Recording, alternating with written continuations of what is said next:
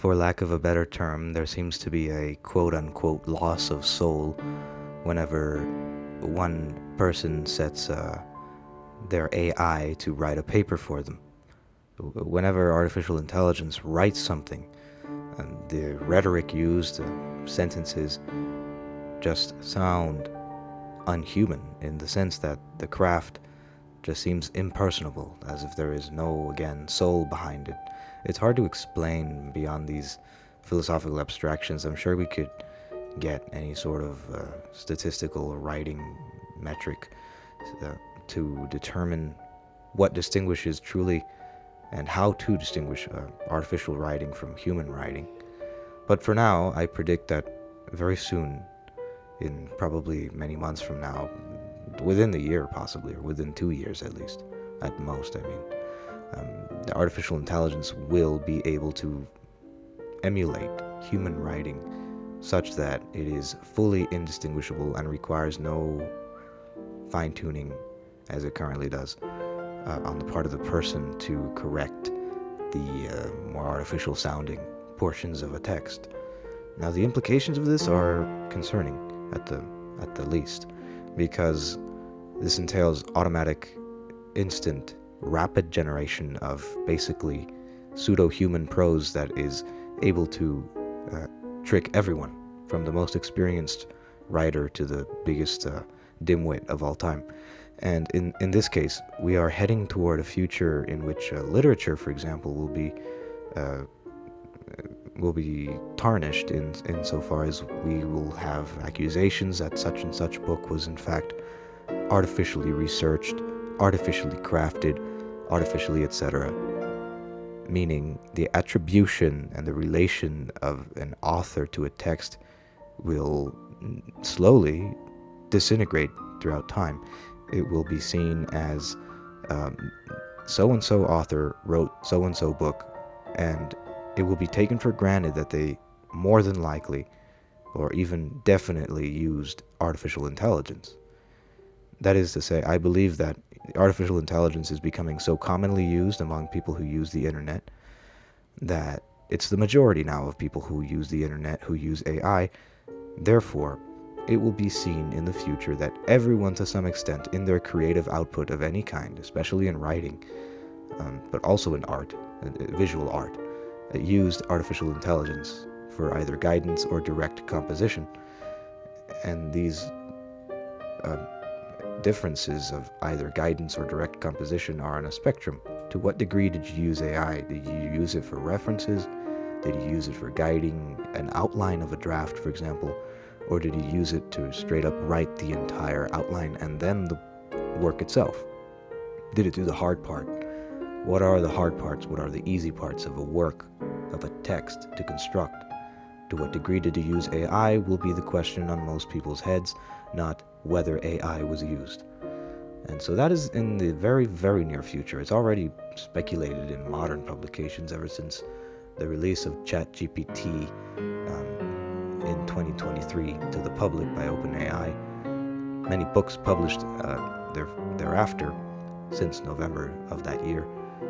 There have been, in print now by accident because publishers haven't noticed, books published with prompts of ChatGPT accidentally placed in the text. So for instance, you'd have a history book where there would be a passage that says, sure, I will generate this part of the paragraph for you, and then the main body of the actual book is there.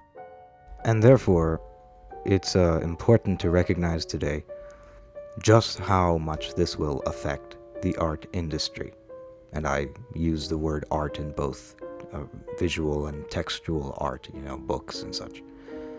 We're in for a difficult time. The recent generations of VO3, the Google text-to-video software, image-to-video software also, pose serious concerns for the future of all content. This month, YouTube released a new policy update that will render void and will remove monetization for any videos deemed repetitious or not substantive in any way to actually contribute entertaining information or whatever to an audience.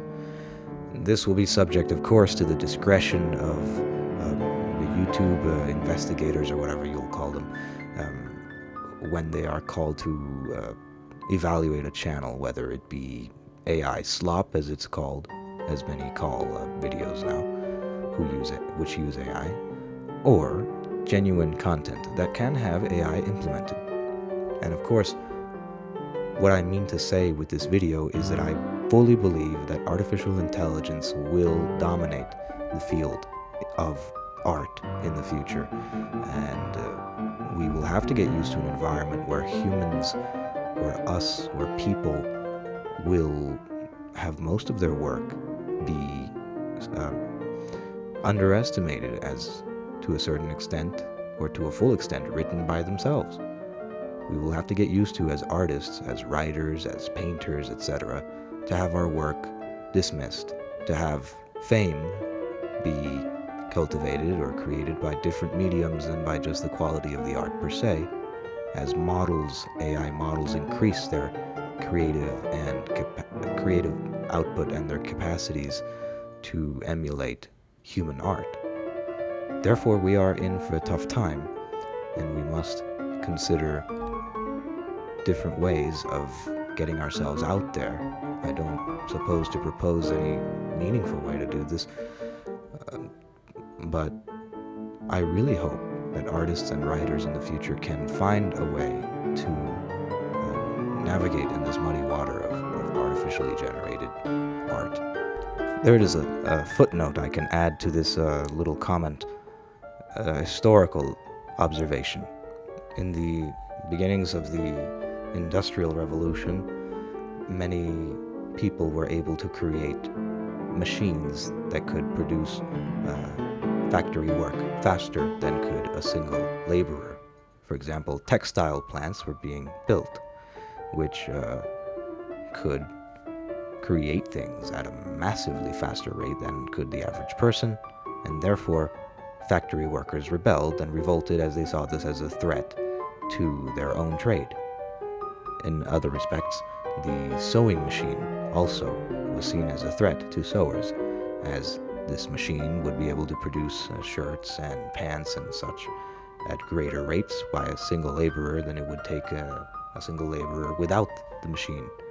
Therefore, these people who were revolting against this change, which was occurring in England, where the origin of the Industrial Revolution is said to have begun, were known as Luddites because they were led by a man named Ludd. His last name was Ludd. And not much is known about him personally or what the spoken words of these people were, but the gist of their movement, that of protesting against so-called innovation which could in fact replace people, is the exact same issues repeated today under a different dynamic of superficial appearances, meaning that on the surface it looks very different, this era of machines replacing artists and such, to sewing machines to laborers, but really there is great similarity that needs to be considered.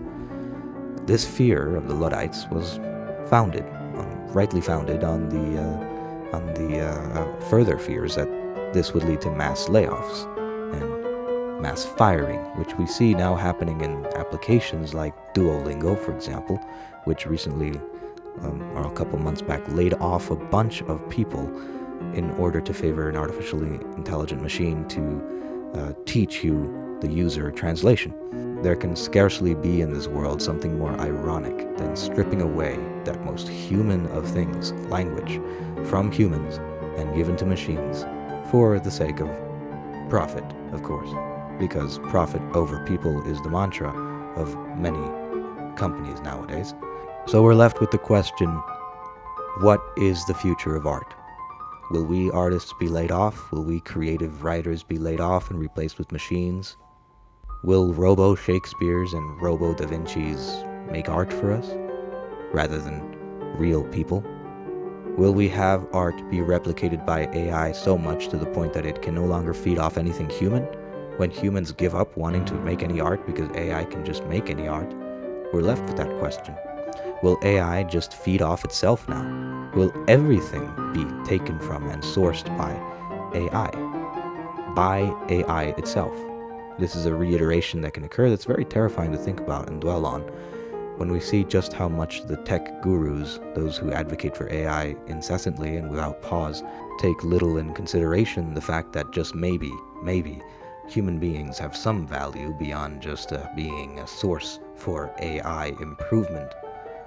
But we are yet to see the future here, and I will leave the viewer or the listener with these ideas to dwell on, and hope that they may come to the realization too that AI is in the end just a tool, not something to be revered, not something to be appreciated beyond just being a mechanism to get things done, and shouldn't in any way replace art.